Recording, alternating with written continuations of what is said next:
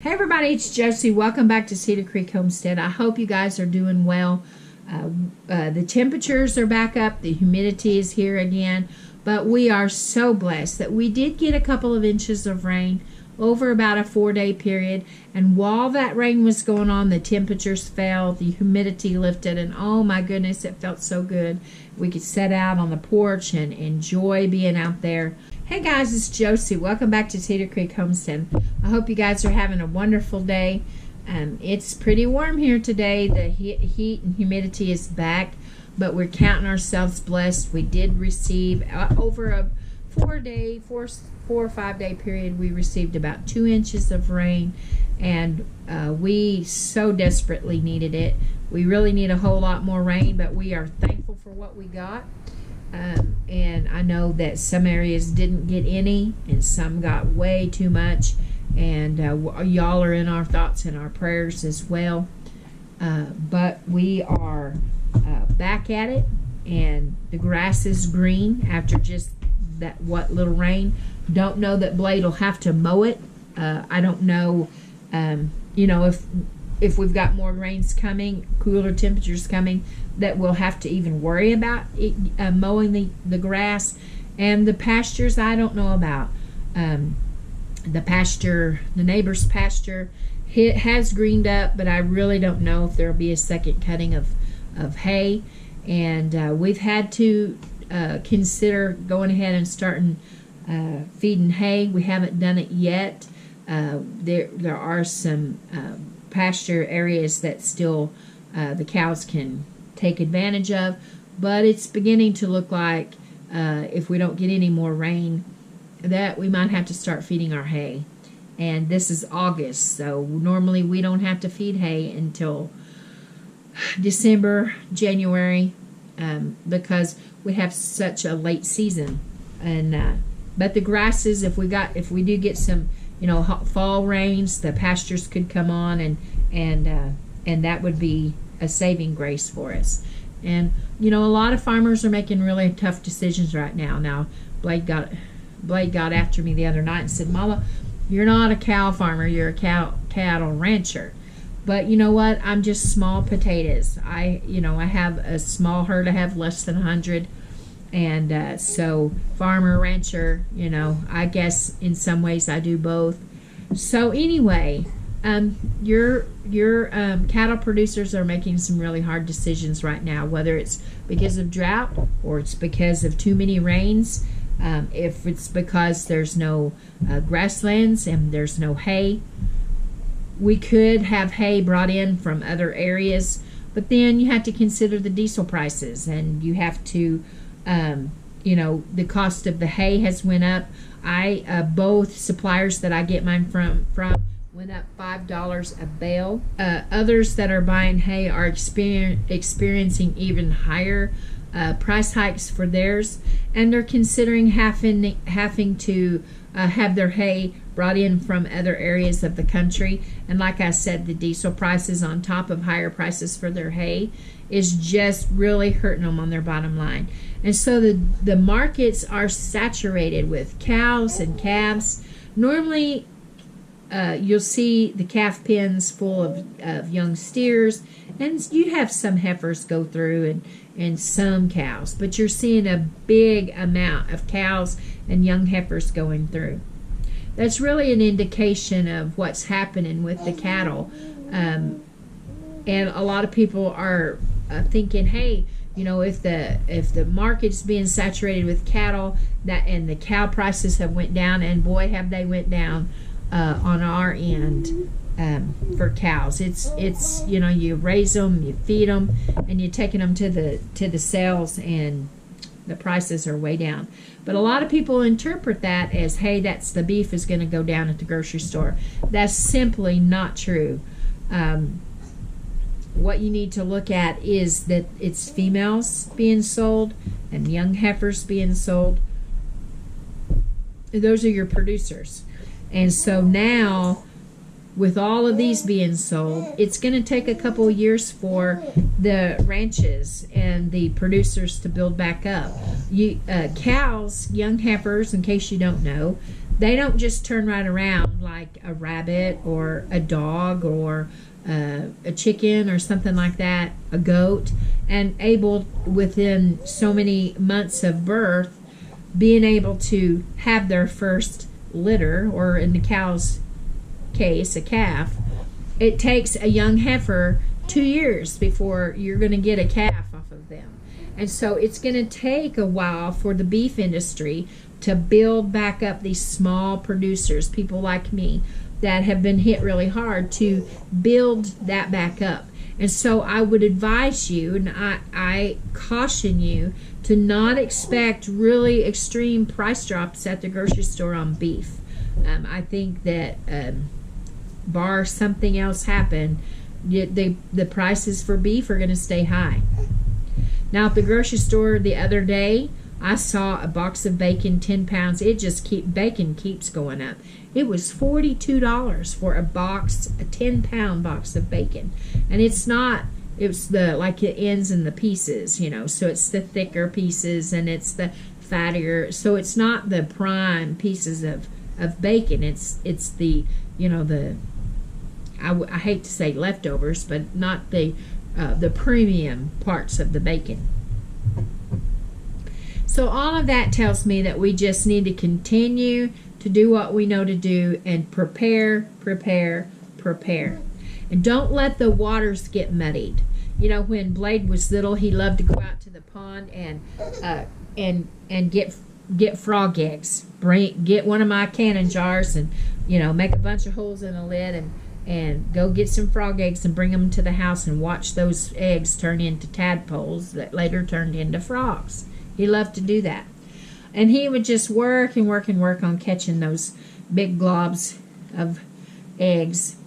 And before you knew it, he had the water all muddied, and he no longer could see those frog eggs in the bottom of the pond. And we can do that sometimes with all of the information that we're taking in from news sources, from fellow YouTubers. Everybody has their opinion.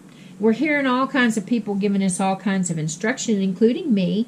I tell you about things that I think that would be a tip for you or a wise thing for you to do. And so I'm talking about all of us. Hear conflicting advice.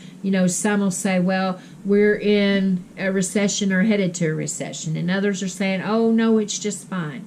You need to follow your own heart. Howie and I decided a long time ago that we wanted to make sure that we had things put back. We wanted to live like our grandparents before us, that had the pantry stocked, that had their cellar stocked, that they had things prepared just in case. And it wasn't always a big, huge newsmaker. It could have been a job loss or sickness or anything, but they always were prepared. And we tried to look at it this way. If we prepared and nothing happened, then the only thing that we have is a pantry stocked or emergency supply stocked, and we didn't have to, in time of crisis,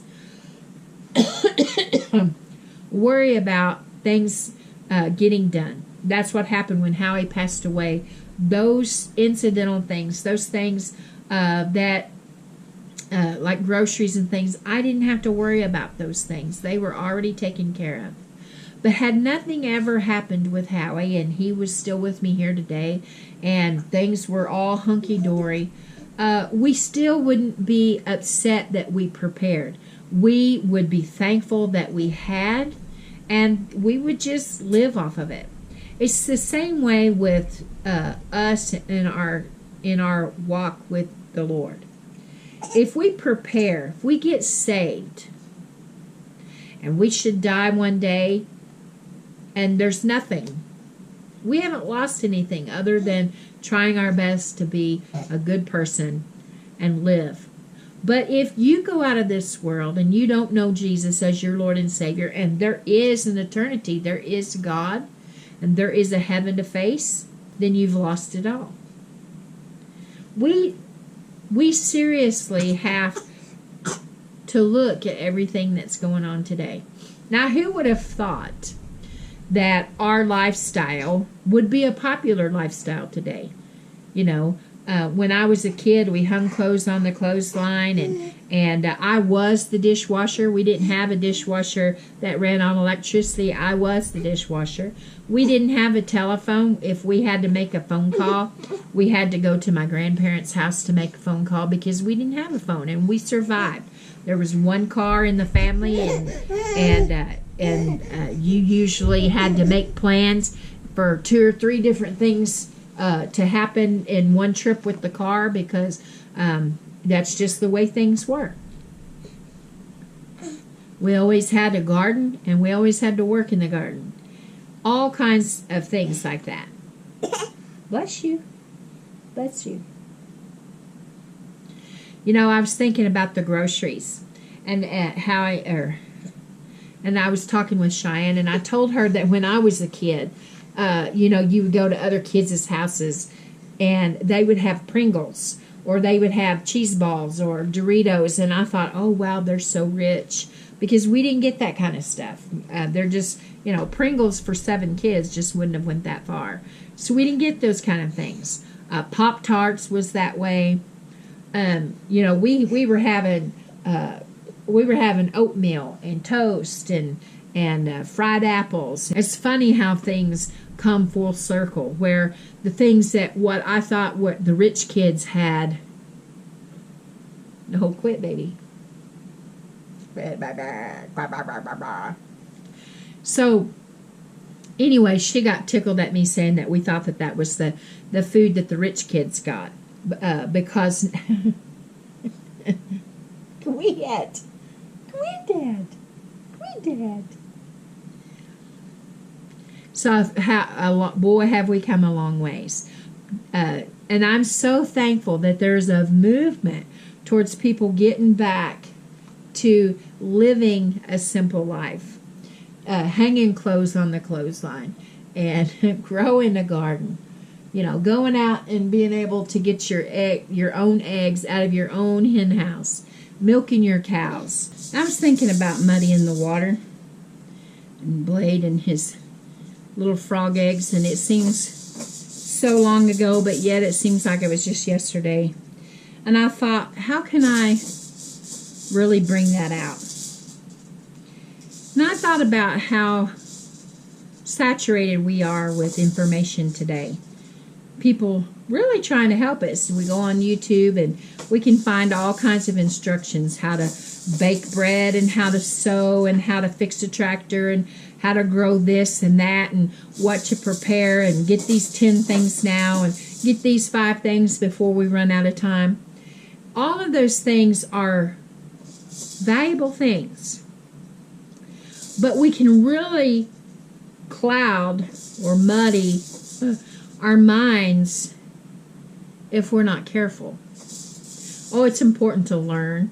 It's important to take notes on what people are telling us. It's good to desire to learn new skills. But there has to come time when we get that jar of ideas, we bring it home, and we can set it up on a shelf and we can watch it develop like what Blade watched those little tadpoles develop. But there came a time that they get past that tadpole stage and they're those teeny tiny little frogs and they have to be let go.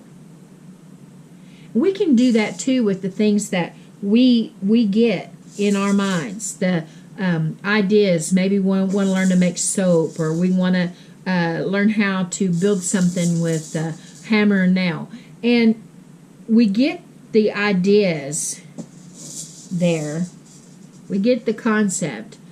We develop that. But there has to come a time where we release that and we do the thing. We learn. We put one foot in front of the other. We come to the table and we say, okay, here are the ingredients, and we're going to do our best to do that. It's good to have all of the things, but we have to apply it to our life. You know, Jess over at Roots and Refuge, she says, let your waiting room be your classroom, and I love that. That's a brilliant idea that she has. There has to come a time where the classroom is more than just lecture. And Blade went through this when he was in tech school. There was two parts to his classes. He had his time with the teacher in the lecture, the teaching part of it, where he was taking notes and he was reading chapters and he was taking tests. But Blade's favorite part of the whole class that he took in tech school was the labs, or the shop work. I guess they called it shop work. At home economics, you had your lecture and then you had your kitchen work, or you went to the sewing labs and you did the stuff there. And that was his favorite part, was the hands-on, the application. And that's what we need to do too. Yes, it's good to take those notes. It's good to have those recipes. It's good to have all those ideas and thoughts and all of those things in place and in play, and our supplies and our supply list and all the stuff. But we have to apply it. We have to get into the laboratory, whether it's out in our garden or it's in our yard or it's in our kitchen, wherever it's at, and put ourselves in a laboratory and get to work on the hands-on part of it. If we have all of the knowledge of the skill, but we haven't really mastered the skill until we physically do that thing.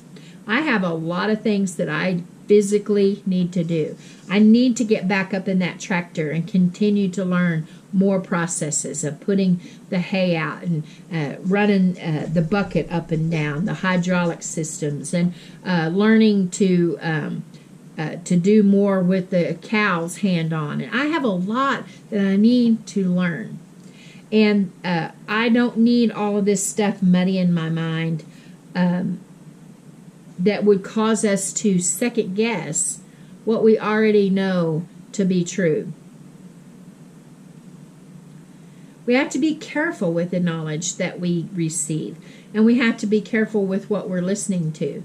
There are so many people that are telling you one yes and no, yay and nay. The time to apply our learning is right now. There are some things that we are learning, some things that we take notes on, that we have to wait a little bit because we're not in the right spot. But there are some things that we can get to work doing. We can, if you've never hand washed laundry, give it a shot. Hand wash some laundry. Rinse it out, wring it out, hang it on a clothesline.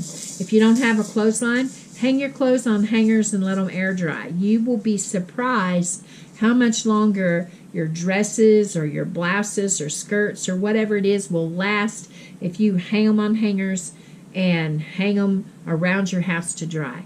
You know what?